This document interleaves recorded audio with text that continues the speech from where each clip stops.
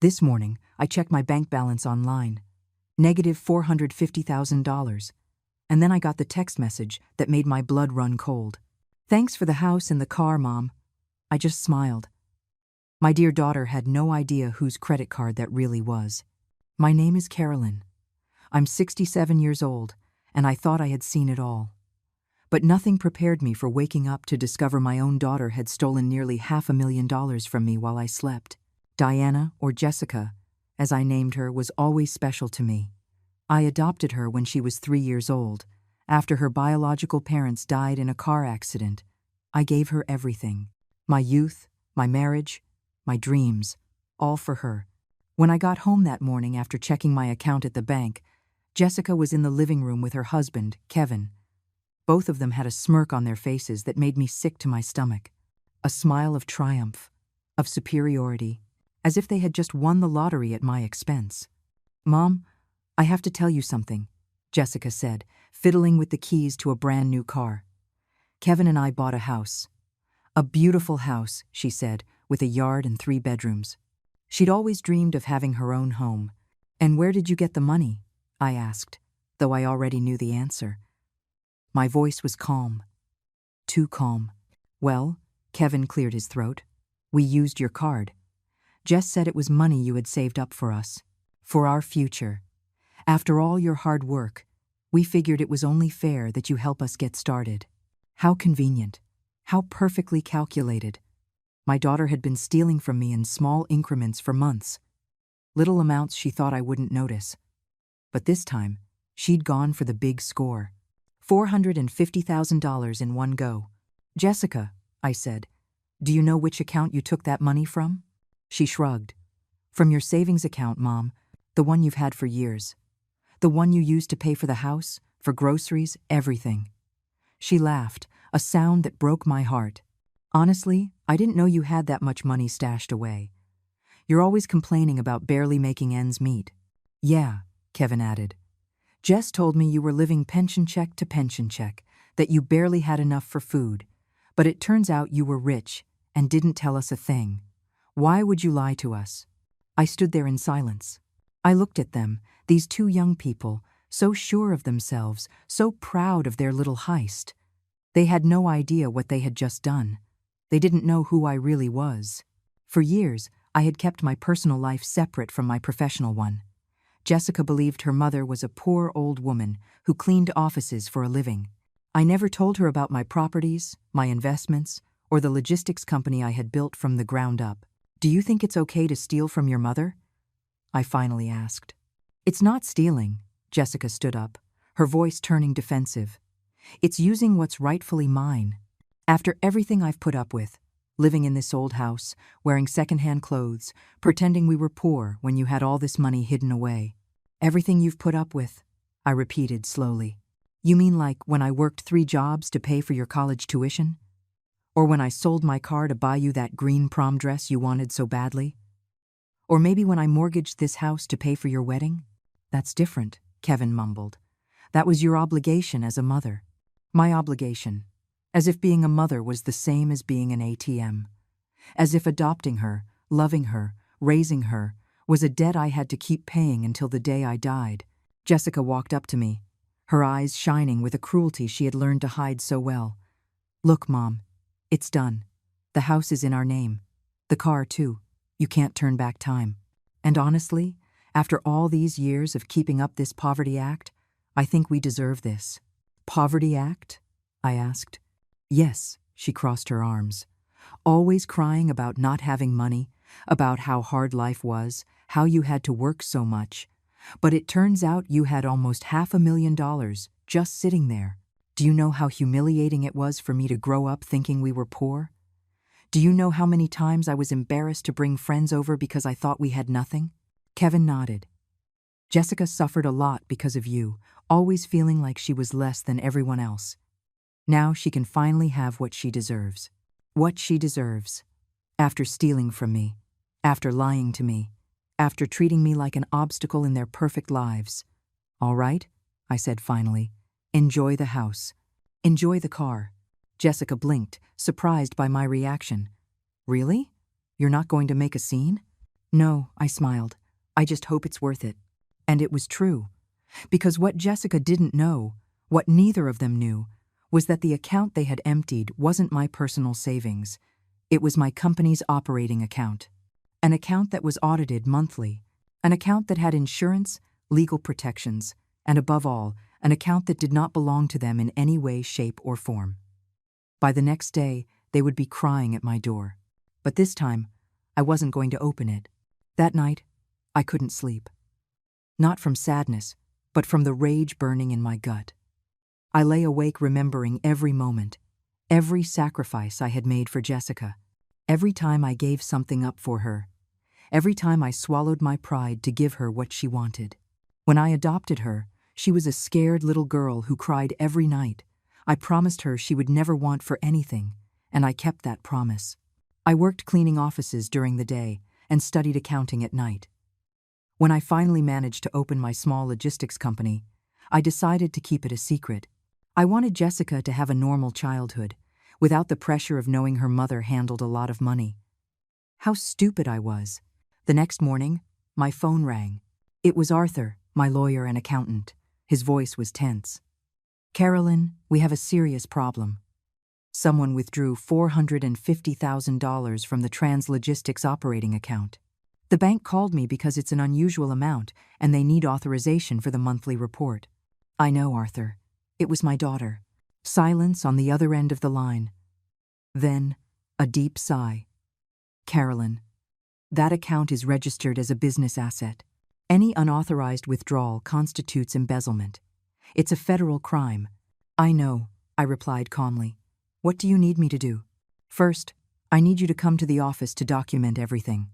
Second, I have to ask, do you want to proceed legally, or should we try to recover the money privately?" For a moment, I hesitated. She was my daughter, the little girl I had raised, whom I had loved unconditionally for 24 years. But then, I remembered her triumphant smile, her cruel words, the way she had treated me like garbage. "Proceed legally," I said. "Jessica needs to learn that actions have consequences." That afternoon, driving to Arthur's office, I passed through the neighborhood where Jessica had bought her new house.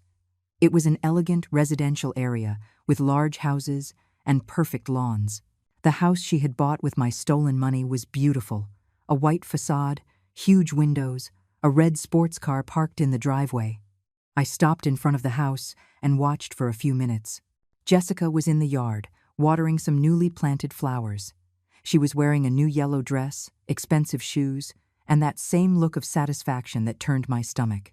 Kevin came out of the house with a beer in his hand, hugged her from behind, and they both laughed at something. They looked so happy, so proud of their new life built on my work, my sacrifice, my stolen money. I stepped on the gas and drove away. At Arthur's office, we went over all the documentation. The withdrawals had started 6 months ago. Small amounts at first, $1,000 here, $2,000 there. But in the last few weeks, Jessica had gotten bolder. 5,000, 10,000, 15,000, until the final blow of 450,000. "How did she get access to the account?" Arthur asked. "I gave her a supplementary card years ago, when she started college. It was for emergencies. I never thought she would use it for this. I felt so naive, so stupid. I always checked the statements, but they were small amounts at first. I thought they were legitimate expenses. Carolyn, the total stolen over these 6 months comes to $580,000, Arthur said, showing me the papers. Not just the $450,000 from yesterday. She has been stealing from you systematically. $580,000. Almost everything I had in that operating account. Money I needed to pay salaries, suppliers, company expenses. Jessica hadn't just stolen from me. She had stolen from my employees, from their families. "What happens now?" I asked. "We file the report today. The bank freezes all transactions related to that card. And since she used the money to buy real estate and a vehicle, we can request the immediate seizure of both as evidence of the crime." "How long will that take?" "If all goes well, we'll have the court orders by tomorrow afternoon. Jessica is about to find out she robbed the wrong account." That night, I decided to stay in a hotel. I couldn't be in my house, waiting for Jessica to come celebrate her theft, to rub her new life built on my pain in my face. I chose the Emperor Hotel, the most elegant in the city. I booked the presidential suite. If I was going to plan my revenge, I was going to do it in style. From my window, I could see the whole city, all the lights, all the buildings, the entire life I had built in silence, while Jessica believed her mother was just a poor old cleaning lady. My phone rang. It was Jessica. "Mom, where are you? I came home to show you pictures of the new house, and you're not here." "I'm busy," I replied.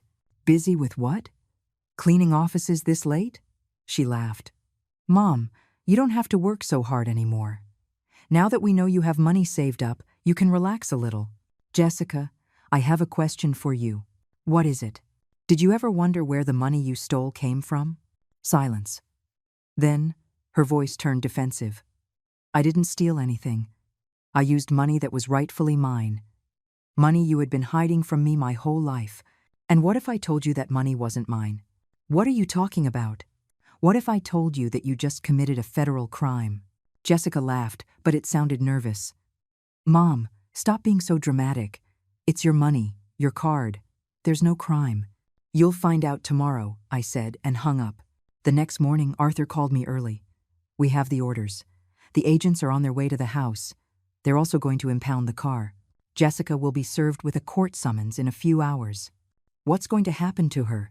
"Depending on whether she cooperates, she could face between 5 and 10 years in prison for embezzlement and fraud. Plus, she'll have to pay back every cent, plus interest and penalties. 5 to 10 years. My daughter could go to prison for 5 to 10 years. For a moment, I felt a pang of pain. But then I remembered her words. It's my obligation as a mother. I remembered how she had treated me, how she had justified stealing from me, how she had celebrated ruining my life. Number Jessica had chosen this path. Now she would have to walk it to the end. At 11 in the morning, my phone started blowing up with calls. Jessica, Kevin, unknown numbers. I didn't answer any of them, but I did read the text messages that flooded in over the next few hours. "Mom, answer the phone right now." "What have you done?" "The police took our car." "Mom, please call me. I'm desperate." "You are a terrible mother. How could you do this to me?" "Mom, I'm sorry.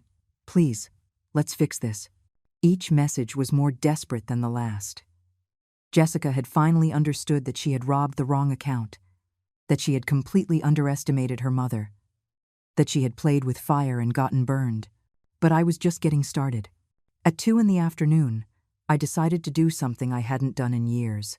I went shopping, not just anywhere.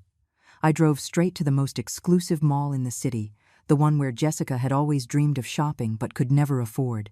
Ironic, considering she now knew her poor mother had the means to do so. In the most expensive boutique, I chose an elegant black dress, Italian shoes, and a handbag that cost more than what Jessica earned in 3 months at her receptionist job. When the saleswoman saw my platinum business card, her attitude changed completely. "Ma'am, would you like us to show you our private collection?" she asked with a perfect smile. "Of course," I replied. "After all, I have a reason to celebrate." While I was trying on clothes worth more than the car Jessica had bought with my stolen money, my phone wouldn't stop ringing. I finally turned it off. I needed peace to plan my next move. When I left the mall, transformed and feeling powerful, I decided to drive to the real estate office where Jessica had bought the house. It was a prestigious agency in the financial district, the same place where I had bought 3 commercial properties over the last 5 years. I walked in with my new look and asked to speak with the agent who had handled Jessica's sale. A young, ambitious man named Cody greeted me in his office. "How can I help you, ma'am?" he asked, clearly impressed by my presence. "I understand you sold a house in the Willow Creek subdivision yesterday to a young woman named Jessica Williams." "I'm her mother." Cody smiled. "Ah, yes, a very successful sale. Your daughter and son-in-law are thrilled with their new home. They paid in full. Almost $500,000, a very clean transaction." "I can imagine," I said calmly. "Did they mention where they got the money?" "Well, they said it was a family inheritance. Your daughter mentioned you had been saving for years to help them start their life together." Cody seemed proud to have facilitated such a beautiful family story. How interesting, I murmured. And when the bank contacts you to inform you that the money was stolen, what's going to happen to the sale? The color drained from Cody's face. Excuse me? The money they used to buy that house was stolen from a corporate account. Money that did not belong to them.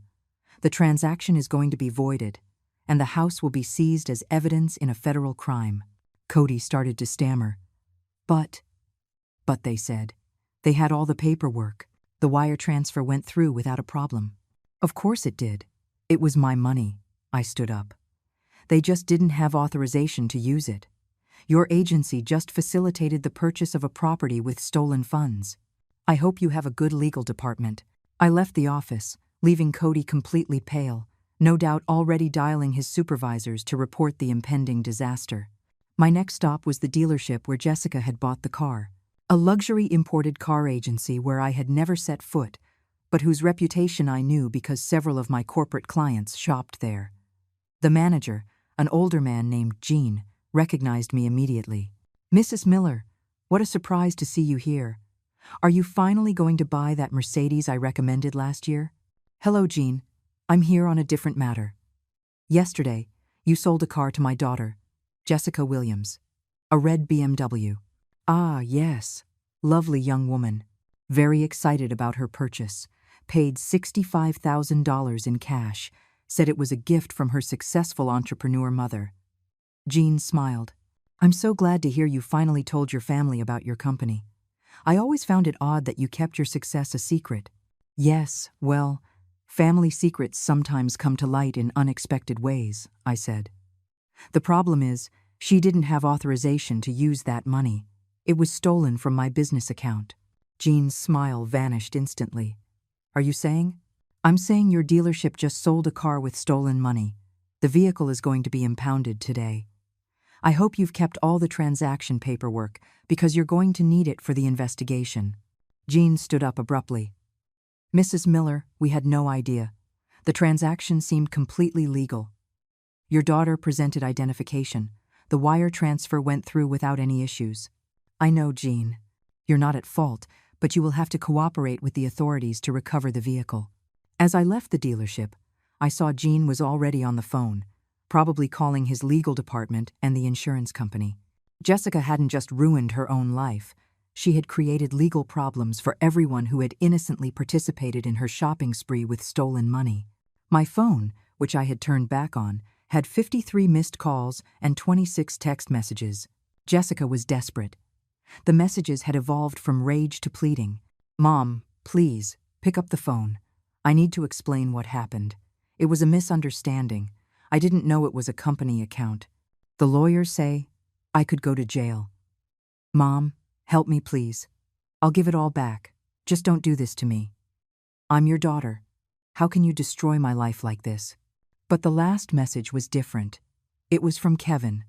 Mrs. Miller, we need to talk. Jessica is having a panic attack. The lawyers told us this is very serious. Please, can we handle this as a family? We don't want to go to trial. A panic attack. After 24 years of treating me like her personal maid, after stealing almost $500,000, after celebrating the ruin of my life, Jessica was having a panic attack because there were finally consequences for her actions. I decided to answer that message. Kevin, you should have thought about the consequences before you stole the money. It's too late for family arrangements now. His reply came in seconds. Please, ma'am, Jessica didn't know it was a company account. She thought it was your personal money. It was an innocent mistake. An innocent mistake. Stealing $580,000 over 6 months was an innocent mistake.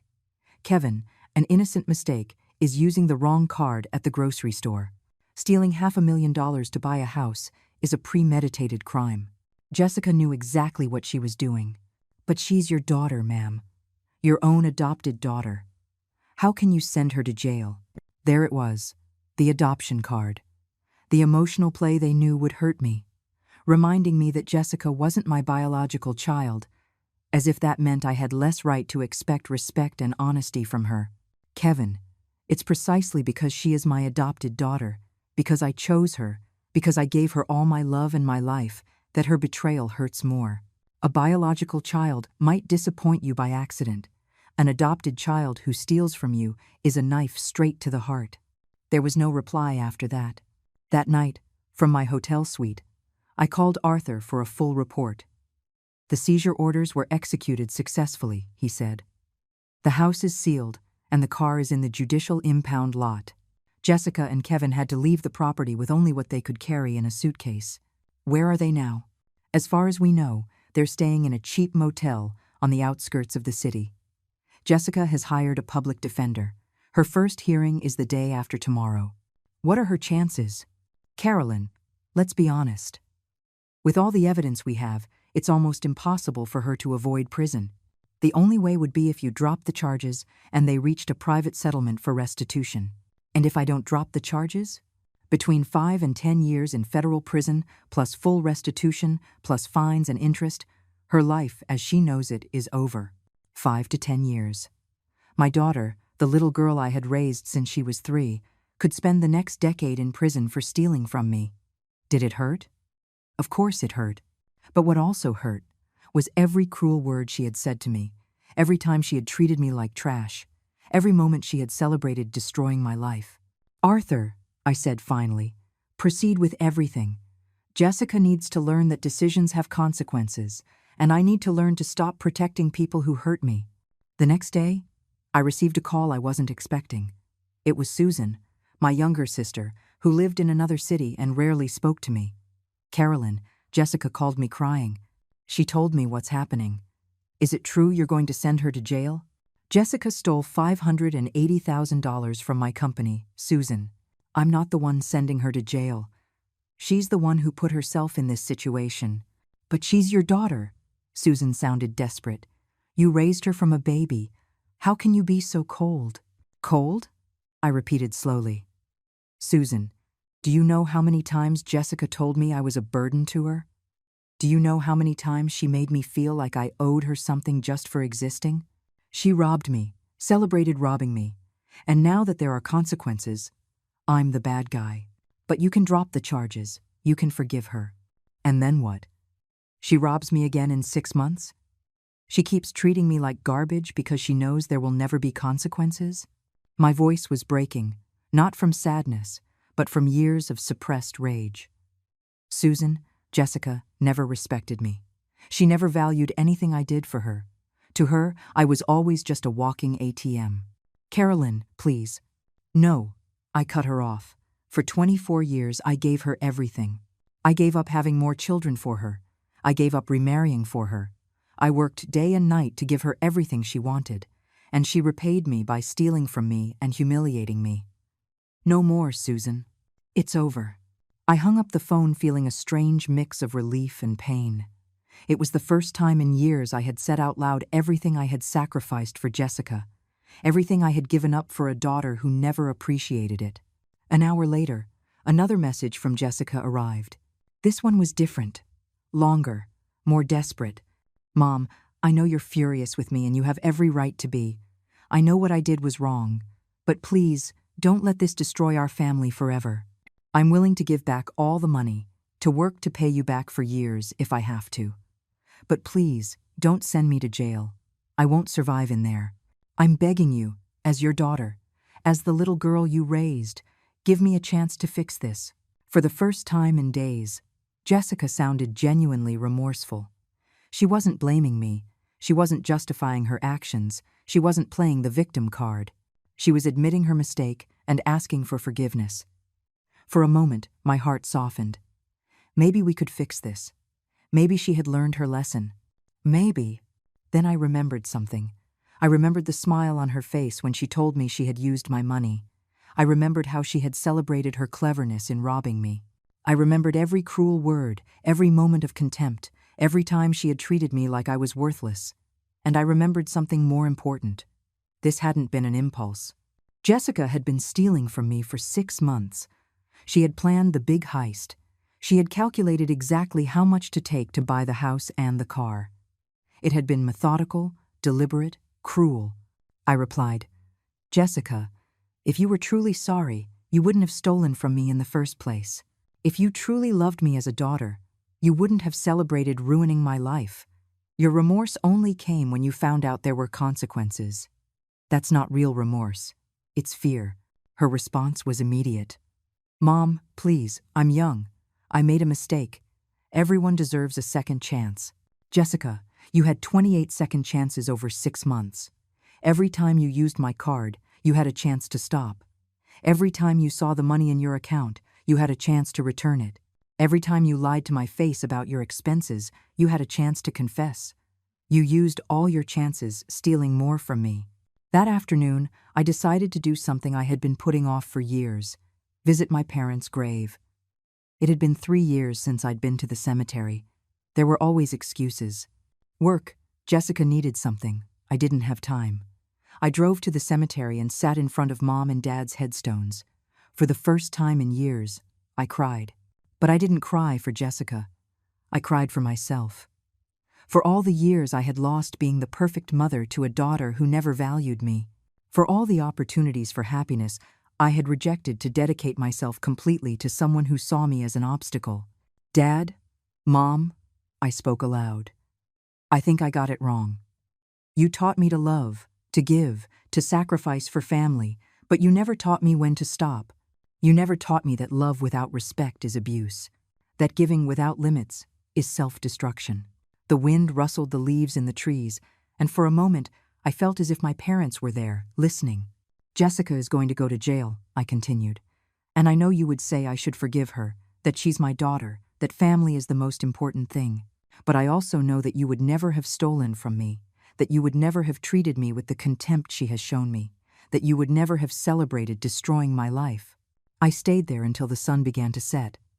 When I stood up to leave, I felt different, lighter, as if I had left a heavy burden beside those graves. That night, in my hotel suite, Arthur called with an update. Carolyn, Jessica's lawyer, contacted me. He wants to negotiate a plea deal. Jessica is willing to plead guilty in exchange for a reduced sentence and a payment plan for restitution. What kind of reduced sentence? Probably 2 years in prison instead of 5 to 10, plus 5 years of probation during which she would have to pay the full restitution. 2 years. My daughter would spend 2 years in prison. And if we reject the deal, we go to trial, where she will likely receive the full sentence, 5 to 10 years, with no possibility of early parole. What do you recommend? Legally, the deal is reasonable. It guarantees you full restitution, and Jessica learns a severe lesson but isn't completely destroyed. If we go to trial, there's a small chance a jury might feel sorry for her and reduce the charges, but there's also the chance they'll give her the maximum. How long do I have to decide? Until tomorrow afternoon. That night, I couldn't sleep. Not from guilt or sadness, but because I was making the most important decision of my life. A decision that would define not only Jessica's future, but my own. For years, I had been the mother who forgives everything, who accepts any abuse just to keep the family peace. The mother who sacrifices herself to the point of self-destruction for love. But that love had never been returned. That sacrifice had never been valued. Jessica had taught me that unconditional love, when not reciprocated, becomes permitted abuse. That forgiving without consequences isn't kindness, it's cowardice. That being a good mother doesn't mean letting your daughter destroy you. At 3 a.m, I made my decision. I sent a message to Arthur. We reject the deal. We're going to trial. Jessica needs to face the full consequences of her actions. And I need to learn to value myself as much as I've valued others. The next day, Jessica would learn that her mother had chosen justice over emotional blackmail, that she had chosen respect over the fear of conflict, that she had finally chosen to protect herself instead of the one who was hurting her. For the first time in 24 years, I had chosen Carolyn. The day of the trial arrived faster than I expected. For the 2 weeks prior, Jessica had tried everything to get me to change my mind. Handwritten letters, calls from distant relatives. She even showed up at my translogistics office trying to talk to me. That visit had been particularly revealing. Jessica had arrived with Kevin, both dressed in black as if for a funeral, with faces of misunderstood victims. My assistant, Brenda, had warned me they were in reception. Mrs. Miller, there's a young woman here who says she's your daughter. She's very upset and insists on seeing you. Send her in, I said. It was time for Jessica to see who her mother really was. When they walked into my executive office with its panoramic city view, mahogany furniture, and original paintings on the walls, Jessica froze. Her eyes scanned every detail. The latest computer, the framed diplomas on the wall, the photos of me with other prominent business leaders in the city. "This island, this is yours," she murmured, still processing the reality. "Yes, Jessica. This is Translogistics, the company I built over the last 15 years while you believed your mother was a poor cleaning lady." Kevin was also in shock. "Mrs. Miller, we didn't know you were." "That I had what, Kevin? Success? Money? Value beyond being Jessica's maid?" I sat behind my executive desk, feeling powerful. "For years, I allowed you to see me as the poor, needy mother. But it turns out you were the poor ones. Poor in spirit, poor in values, poor in gratitude." Jessica approached my desk with tears in her eyes. "Mom, I didn't know any of this. If I had known you were so successful, I never would have." "Never would have what, Jessica?" "Never would have stolen from me, or never would have treated me like garbage." I stood and walked to the window. "The problem isn't that you didn't know how much money I had. The problem is that you thought it was acceptable to steal from me regardless of how much I had." "But Mom," "Now I understand. Now I see I was completely wrong about you. I can change. I can be the daughter you deserve." I turned to look at her directly. "Jessica, do you know the difference between you and me? When I was young and made mistakes, I learned from them and changed my behavior. You make mistakes and only change when there are consequences you can't avoid."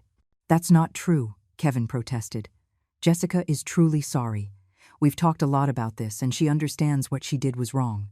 "Kevin, Jessica has had 24 years to treat me well. 24 years to value my sacrifices. 24 years to show me respect." Her remorse arrived exactly when she realized she was going to jail. Not a moment sooner. Jessica knelt beside my desk. Literally knelt. "Mom, I'm begging you. I'm your daughter, the little girl you adopted, raised, and loved. You can't send me to jail. You can't destroy my life like this." "Jessica, get up off the floor. I will not allow you to use emotional blackmail on me, ever again." My voice was firm, cold. "I'm not destroying your life. You destroyed your own life when you decided to steal from me. I'm just refusing to be an accomplice to your self-destruction. But the adoption. Mom, you chose me. You said you loved me as if I were your biological daughter. And I loved you exactly like that, Jessica. But love has limits. Love doesn't mean allowing someone to abuse you indefinitely. Real love includes consequences when someone you love makes destructive choices." Kevin tried to intervene. "Mrs. Miller, we understand you're hurt, but Jessica is family. Family forgives. Family supports each other." "Kevin, for years I was the only one in this family who forgave, who sacrificed, who gave support. Jessica never forgave me a single mistake. Never gave me emotional support. Never sacrificed for me. This family was a one-way street where I gave everything and she took everything." Jessica stood up, her face transforming from pleading to rage. "You know what, Mom? Maybe you're right. Maybe I wasn't the perfect daughter. But you weren't the perfect mother either. Always working, always worried about money, never emotionally available." There she was, the real Jessica. When pleading didn't work, she went back to blaming me. "Jessica, I worked so much precisely to give you everything you wanted. And as for being emotionally available, how many times did I ask about your day and you didn't answer? How many times did I try to hug you and you pushed me away? How many times did I try to have deep conversations with you and you told me you were busy? That's different." "No, Jessica, it's exactly the same. The difference is that when you rejected me, I kept trying. When I needed emotional support, you were never available." Kevin took Jessica by the arm. "Come on, honey. It's clear she's already decided to destroy you. There's nothing more we can do here." "Kevin," I said as they headed for the door. "One last thing. Jessica didn't keep my company a secret because she wanted to protect me or give me a normal childhood. She kept me a secret because she was ashamed of me, because the role of the poor victim suited her better than the role of a successful entrepreneur's daughter." Jessica turned at the door. "That's not true."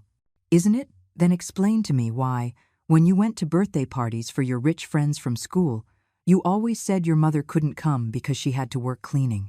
You never invited me because you were ashamed of your adoptive mother, the poor cleaning lady. Jessica didn't answer because she knew it was true. Get out of my office, Jessica, and the next time you want to see me, let it be in court. They left without another word. That afternoon, Arthur called to confirm the trial details. Carolyn, I have to ask you one more time. Are you sure about this? Once the trial starts, there's no going back. Jessica will get the full sentence. I'm sure, Arthur. For the first time in years, I'm completely sure of something. All right. The trial starts tomorrow at 9 in the morning. The prosecutor is confident. With all the evidence we have, it's practically impossible for Jessica to avoid prison. How much time do you think she'll get? Between 5 and 8 years, plus full restitution. Her public defender is young and inexperienced. He doesn't have much to work with. 5 to 8 years. My daughter was going to spend the next 5 to 8 years of her life in prison for stealing from me. That night, I stayed awake thinking about everything that had happened. About the 3-year-old girl I had adopted, scared and vulnerable after losing her parents. About how that girl had grown into a woman who believed she had the right to rob and humiliate me. At what point had I lost my daughter? At what point had Jessica decided her mother was the enemy instead of her ally? Maybe the mistake had been mine from the beginning. Maybe I had been too permissive, too self-sacrificing, too willing to forgive anything. Maybe I had raised a narcissist by never setting clear boundaries. But I also knew it was too late to change the past. I could only change the future. And my future no longer included allowing someone to treat me the way Jessica had, no matter how much I loved them. At 6 in the morning, I got up and prepared for the trial. I chose a conservative black suit, my pearl necklace, and comfortable shoes. It was going to be a long day. When I arrived at the courthouse, there were reporters outside. Apparently, the story of the successful businesswoman sending her adopted daughter to jail for theft had caught the media's attention. Mrs. Miller, how do you feel sending your own daughter to prison? A reporter yelled. I stopped and looked at her directly. I feel like a mother who finally taught her daughter that actions have consequences, something I should have done many years ago. And I walked into the courthouse, ready to finally close this chapter of my life. The courtroom was packed, not just with family and onlookers, but with reporters who had turned my family's pain into public entertainment. Jessica sat at the defense table, dressed in a simple gray suit she had probably borrowed. She looked small, vulnerable, nothing like the arrogant woman who had celebrated robbing me. When our eyes met for the first time in weeks, I saw something in them I hadn't seen before. Real fear. Not the manipulative fear she used when she wanted something, but genuine terror of what was about to happen to her. For a second, just a second, my mother's heart softened.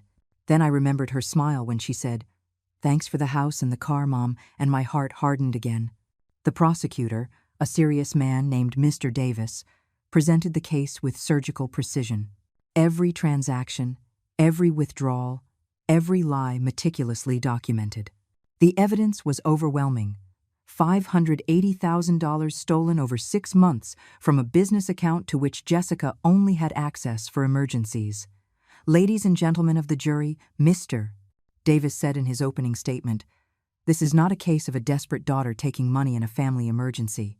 This is the story of a systematic, calculated, and cruel theft by a woman who stole from her own adoptive mother's company, risking not only Mrs. Miller's assets, but the jobs of 20 families who depend on trans logistics." Jessica lowered her head when Mr. Davis mentioned the employees. It was something she had probably never considered, that her theft affected not just me, but all the people who worked for my company.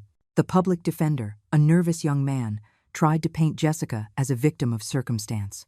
He spoke of her childhood as an orphan, of how she had grown up not knowing her mother's true financial status, of how she had misinterpreted the availability of the money.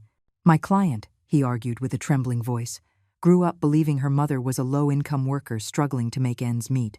When she discovered money was available, she genuinely thought it was money her mother had been saving for her future. It was a pathetic defense, and everyone in the room knew it. Even if Jessica had believed that, It didn't explain why she had taken the money in secret, why she had lied about the expenses, why she had celebrated deceiving her mother. The first witness was Arthur, my accountant and lawyer. He presented all the financial documentation with the precision of a machine. Every number, every date, every unauthorized transaction. When his testimony was over, it was impossible to deny that Jessica had been systematically stealing for months. The second witness was Brenda, my assistant at Translogistics. She testified about how Jessica had visited the office multiple times over the past few years, always seeing the company's luxuries, but never asking about her mother's business. Miss Williams seemed uncomfortable every time she came to the office, Brenda testified, as if she didn't want to be there. Mrs. Miller always tried to include her in conversations about the company, but Jessica would always change the subject or say she had to leave. Then came the witnesses that hurt me the most, my employees. One by one, they took the stand and spoke about how Jessica's theft had endangered their jobs. When the operating account was nearly empty, testified Rosalia, my human resources manager, we couldn't make payroll on time. We had to take out an emergency loan. Several employees thought the company was going bankrupt and started looking for other jobs. Jessica didn't look up during this entire testimony. She was finally understanding that her innocent mistake had had real consequences for real people. When it was my turn to testify, I approached the stand feeling the weight of 24 years of motherhood on my shoulders. Mr. Davis guided me through my history with Jessica, the adoption, the sacrifices I had made, my decision to keep my business success private to give her a normal childhood. Mrs. Miller, Mr. Davis asked, "Why did you decide to keep your company a secret?" I wanted Jessica to have a childhood without pressure. I didn't want her to feel obligated to follow in my footsteps or for other kids to befriend her just because of her family's money. I wanted her to develop her own identity and her own values. And how did Jessica react when you occasionally mentioned your company? She always changed the subject. She seemed uncomfortable or bored. Eventually, I stopped mentioning it because it was clear she wasn't interested. When did you realize Jessica was stealing money from your business account? The first small withdrawals I attributed to legitimate expenses. Jessica had used the card for emergencies before. But when I saw the $450,000 withdrawal and received her message thanking me for the house and the car, I understood that she had been stealing from me systematically. What was your emotional reaction to this discovery? I took a moment to answer. The courtroom was completely silent. I felt betrayed, more deeply than I thought possible, not just because of the money, but because of the celebration. Jessica showed no guilt or remorse. She was proud to have tricked her poor mother. That night, I understood that for years I had been living with a stranger who saw me as an obstacle to her happiness, not as the mother who had sacrificed everything for her. Did you consider dropping the charges? Yes. For days, I struggled with that decision. Jessica is my adopted daughter. I love her deeply. But I also understood that if there were no consequences this time, there never would be. Jessica needed to learn that stealing is wrong, no matter who you steal from or why you do it. During the cross-examination, the defense attorney tried to paint me as a cold, vengeful mother. Mrs. Miller, isn't it true that you are sending your adopted daughter to prison out of personal revenge? No, I answered calmly. I am allowing the justice system to work. Jessica committed a crime. There are consequences for crimes. My job as a mother is not to protect her from the consequences of her bad decisions, but to teach her to make better ones. But don't you feel any responsibility for Jessica's behavior, for having raised her in a way that led to this? That question hit me hard. It was the question I had been asking myself for weeks. Of course I feel responsibility, I admitted. I believe I was too permissive. I believe I should have set clearer boundaries from a young age. I believe my unconditional love became a license for Jessica to disrespect me without consequences. If I had been a stricter mother, perhaps Jessica would have learned stronger values. And you don't think you should give her one last chance to learn those values without going to prison? She already had that chance. She had it for 6 months while she was stealing small amounts. She had it when she decided to steal $450,000 at once. She had it when she celebrated deceiving me. Chances run out when someone uses them only to hurt you more. When I stepped down from the stand, Jessica was looking at me with tears in her eyes. But they were no longer tears of pleading or manipulation. They were tears of real understanding. She was finally understanding who her mother was and what she had lost. The trial lasted 3 days. In the end, the jury deliberated for only 2 hours. Guilty of first-degree embezzlement. Guilty of fraud. Guilty of unauthorized use of financial instruments. Jessica collapsed in her chair when she heard the verdict. Kevin, who had been in the gallery every day, ran out of the room. The judge scheduled the sentencing for the following week, but we already knew what it would be, between 5 and 8 years in federal prison. As I was leaving the courthouse, Jessica yelled to me from the defense table, "Mom, forgive me. Please, forgive me." I stopped at the door and turned back to her one last time. "I already forgive you, Jessica. But forgiveness doesn't mean avoiding consequences.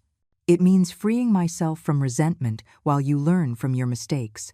And I walked out of the courthouse feeling, for the first time in years, that I had done the right thing as a mother. A week after the verdict, sentencing day arrived. The courtroom was even more crowded than during the trial. The media had turned my story into a viral phenomenon. Videos of my statements circulated on social media with headlines like "Entrepreneur Mom Sends Daughter to Prison for Theft and the Price of Family Ingratitude." Jessica looked gaunt. A week in the county jail, awaiting sentencing, had completely changed her appearance. Her blonde hair was dull, she had deep dark circles under her eyes, and she had lost weight. There was nothing left of the arrogant woman who had celebrated stealing from me. The judge, an older man with a reputation for being stern but fair, reviewed all the documents before speaking.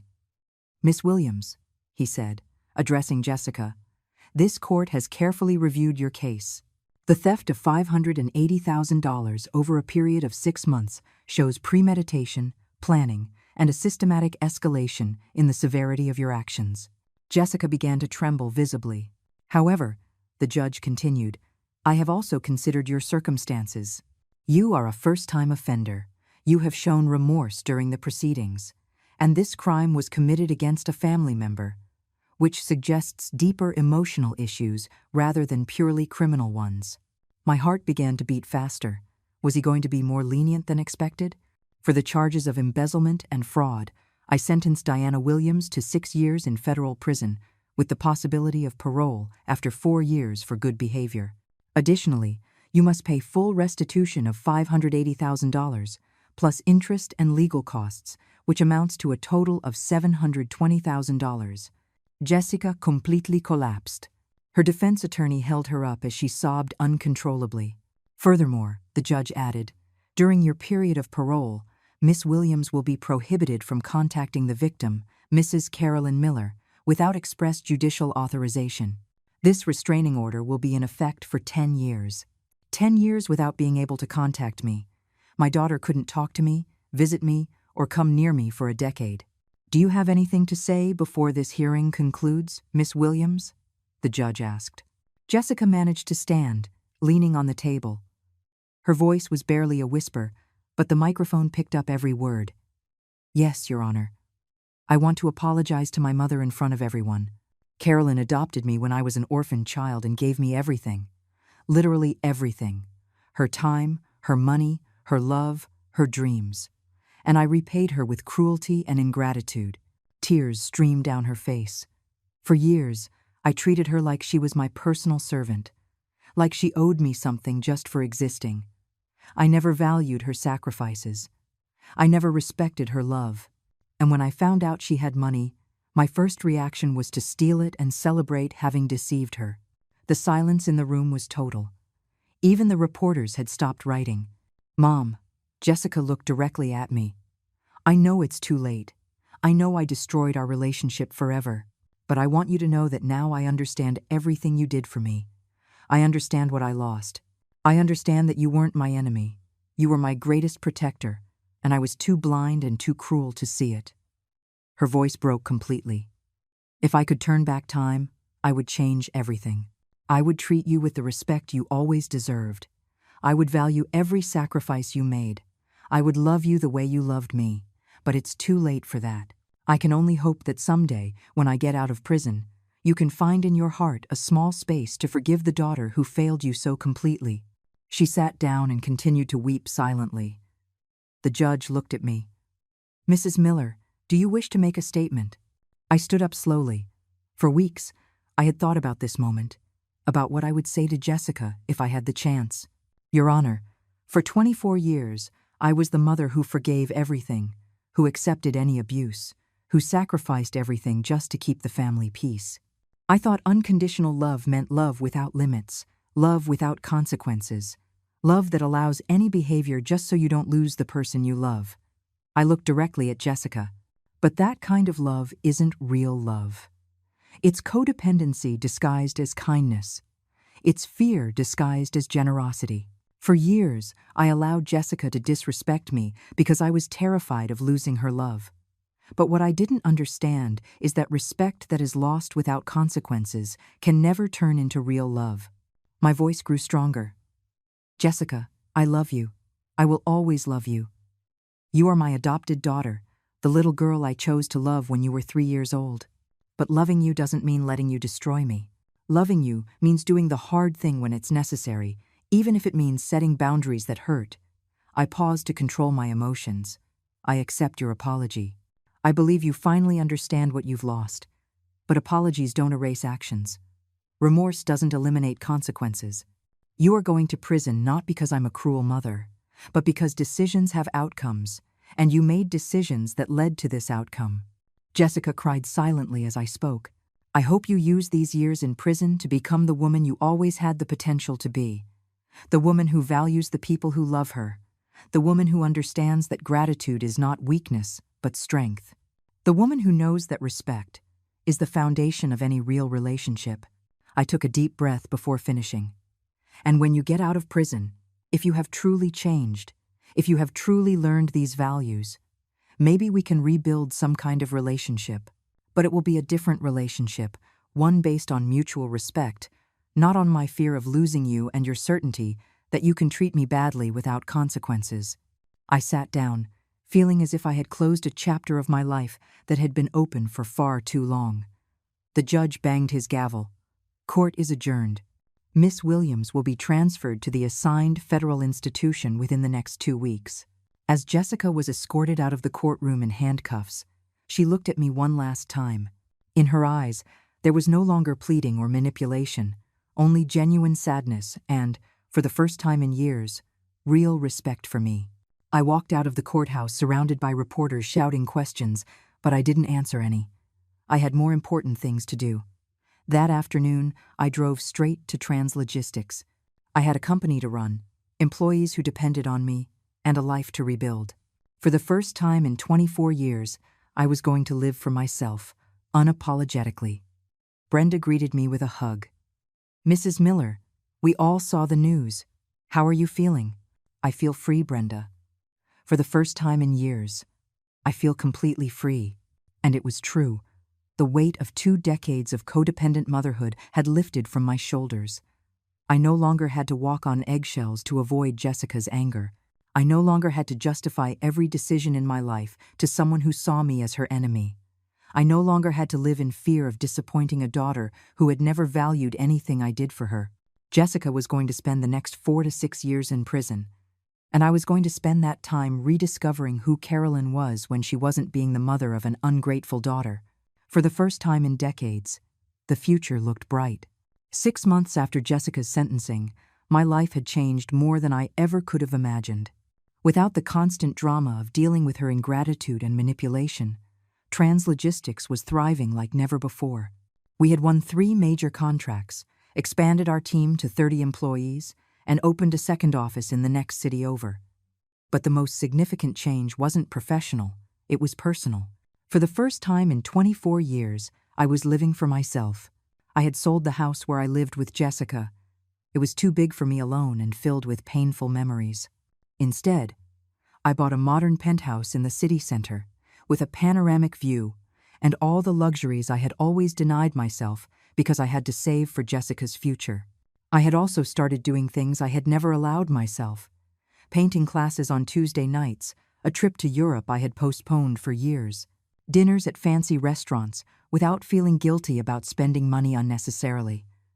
It was as if I had woken up from a 2-decade-long dream where my only identity had been Jessica's mother. One Friday afternoon, while reviewing financial reports in my office, Brenda knocked on the door. "Mrs. Miller, there's someone here to see you. He says his name is Kevin, your daughter's husband." My stomach tightened immediately. "What does he want?" "He didn't say, just that it's urgent, and he needs to talk to you about Jessica." I hesitated for a moment. The restraining order only applied to Jessica, not to Kevin, but I had no desire to speak with him either. "Send him in," I finally decided. "But stay close, in case I need you to call security." Kevin walked into my office looking completely different from the arrogant man who had celebrated robbing me months ago. He had lost weight, had dark circles under his eyes, and his clothes looked cheap and worn. The luxuries bought with my stolen money had clearly vanished from his life. "Mrs. Miller, thank you for seeing me," he said with a trembling voice. "What do you want, Kevin? I have a company to run. It's about Jessica. She's not doing well in prison. They've transferred her 3 times because she's having problems with the other inmates. She's losing weight, not sleeping, and the psychologists say she's developing severe depression. And what do you want me to do about it? Visit her, talk to her. You're the only real family she has. I can't help her anymore." "What does that mean?" Kevin lowered his head in shame. "I filed for divorce last week. I can't stay married to someone who's in prison for theft. My family pressured me. My friends turned their backs on me. I lost my job when they found out what happened. My life was completely destroyed by being associated with Jessica." Interesting. When Jessica had stolen money, Kevin was happy to be her accomplice. But when the consequences arrived, he abandoned her immediately. "Kevin, does that feeling seem familiar to you? The feeling of someone who is supposed to love you abandoning you when things get tough?" He looked at me, confused. "For years, Jessica abandoned me emotionally every time I needed support, every time I had problems, every time I felt alone, every time I needed my daughter. She wasn't available. But I never abandoned her. I never filed for divorce from being her mother.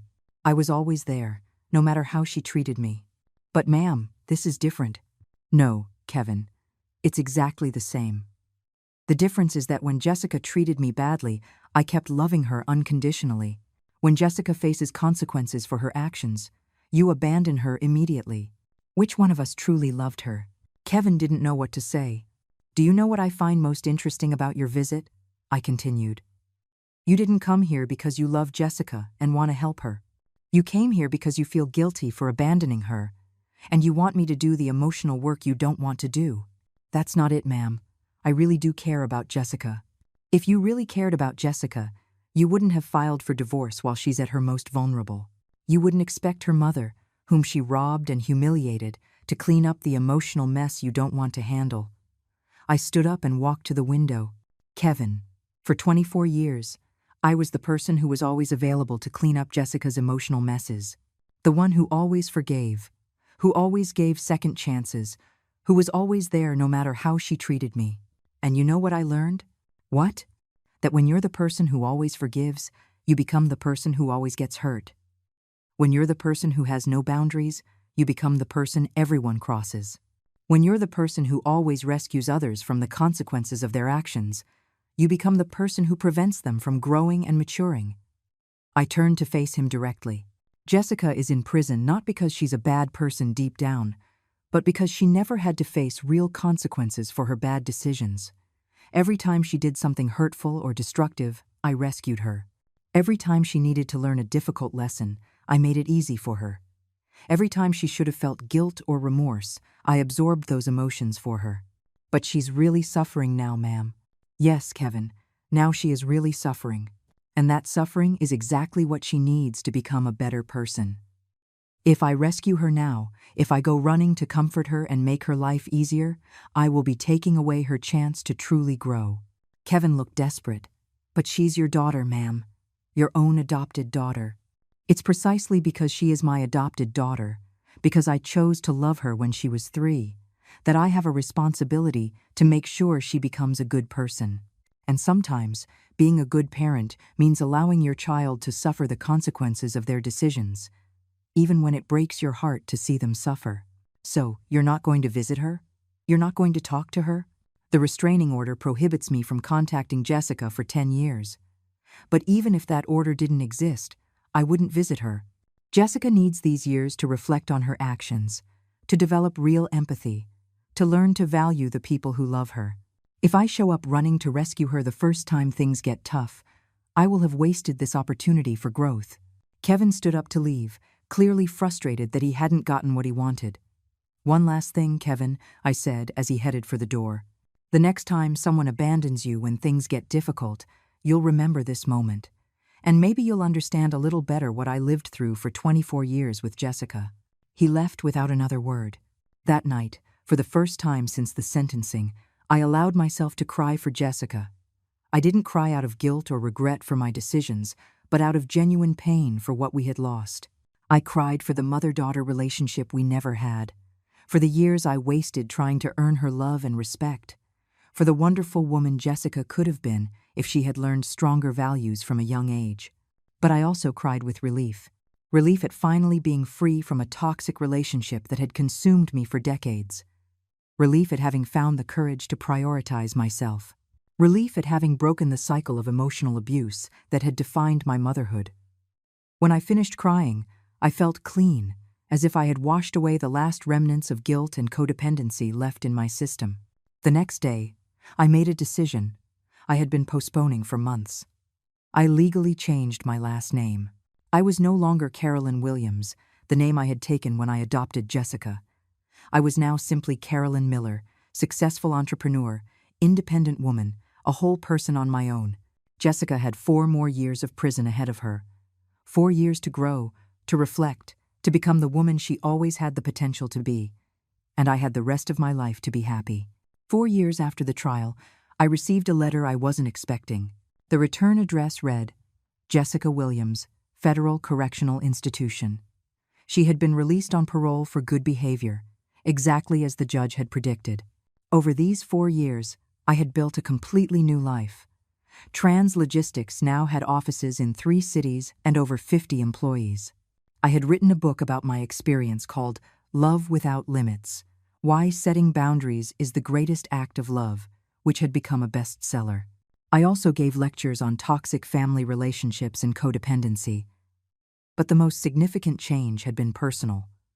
At 71, I had learned to live for myself without apology. I had an active social life, hobbies I was passionate about, and, for the first time in decades, real peace of mind. Jessica's letter was different from anything I had ever received from her. There were no pleas, no manipulation, no excuses. It was a letter from a mature woman who had done serious work on her personal growth. "Dear Mom," it began, "I know the restraining order prohibits me from contacting you directly, but my parole officer helped me get permission to send this letter through official channels. I don't expect a response, or forgiveness, or reconciliation. I just needed you to know what these 4 years have been like for me. The first few months in prison were the hardest of my life, not just because of the physical conditions, but because for the first time, I had no escape. I couldn't blame you. I couldn't distract myself with shopping or parties. I couldn't manipulate anyone into solving my problems. I was completely alone with my thoughts and my actions. For the first year, I kept blaming you. I kept believing you were a cruel mother who had ruined my life out of revenge. But the mandatory therapy began to show me things about myself I had never wanted to see. My therapist, a woman named Patricia, asked me a question that changed everything. Can you remember any time in your adult life when you did something genuinely sacrificial for your mother? I tried to answer for weeks. I searched my memory for any moment when I had put your needs before mine, when I had done something difficult to make you happy, when I had sacrificed something important to me for your well-being. I couldn't find a single example. That realization destroyed me. I realized that for 24 years, I had been a daughter who only took, never gave. A daughter who saw her mother as a resource to be exploited, not a person to be loved and respected. A daughter who had mistaken your unconditional love for weakness, your generosity for obligation, your sacrifice for stupidity. I spent the second year in prison, in a deep depression. Not because I felt like a victim, but because I finally understood the magnitude of what I had lost. I hadn't just lost my freedom, my house, my marriage. I had lost the only person in the world who had ever truly loved me, and I had lost her because of my own cruelty and ingratitude. During the third year, I began working in more intensive rehabilitation programs. Anger management classes, group therapy for white-collar criminals, empathy development programs. Slowly, I began to understand not only what I had done to you, but the impact my theft had had on your employees, on their families, on the entire community that depended on your company. I met other women who had committed similar crimes. Many had stories of mothers who had rescued them time and again, who had never allowed them to face real consequences. We had all mistaken permissive love for real love. We had all hurt the people who loved us most deeply. The fourth year was different. I started helping in the programs for first-time offenders, sharing my story as a warning. I told them about how the lack of boundaries and consequences had turned me into a person incapable of gratitude, empathy, or personal responsibility. I saw in their eyes the same shock I had felt when I finally understood who I had really been. I also started writing.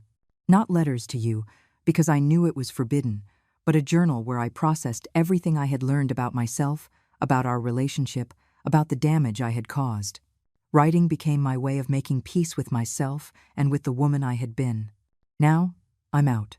I live in a halfway house, work in a bakery for minimum wage, and every penny I earn after my basic expenses goes toward the restitution I owe you.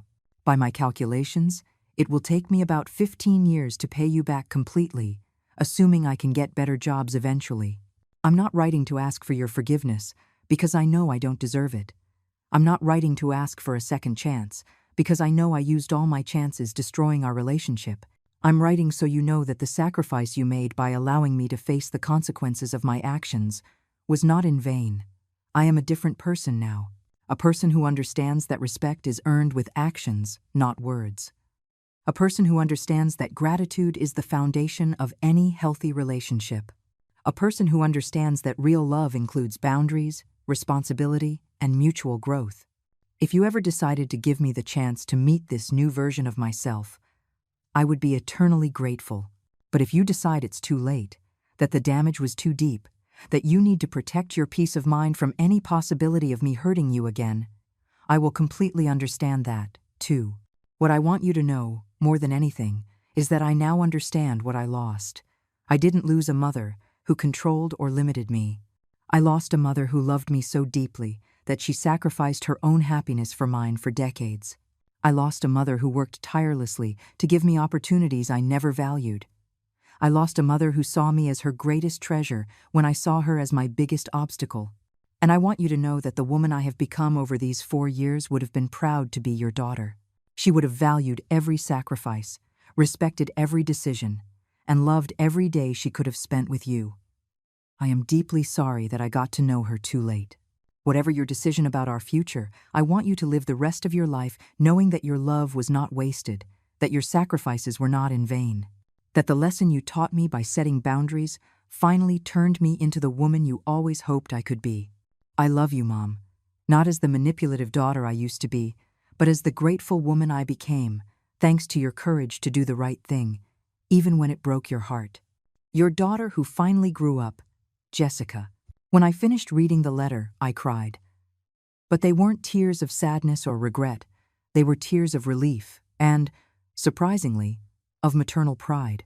For the first time in 28 years, Jessica had written something that sounded like the daughter I had always hoped to have. A daughter who understood the value of sacrifice, who appreciated the love she was given, who took responsibility for her actions without blaming others. Was it too late for a relationship? Could I trust that this change was real and permanent? Was it worth risking the peace I had found over these 4 years? I didn't know. But for the first time since the day I discovered the theft, I felt that maybe, just maybe, my daughter had come home. I don't regret sending her to prison. I only regret not understanding sooner that kindness should never be practiced at the expense of self-destruction, that real love requires boundaries, and that sometimes, to save someone you love, you first have to save yourself.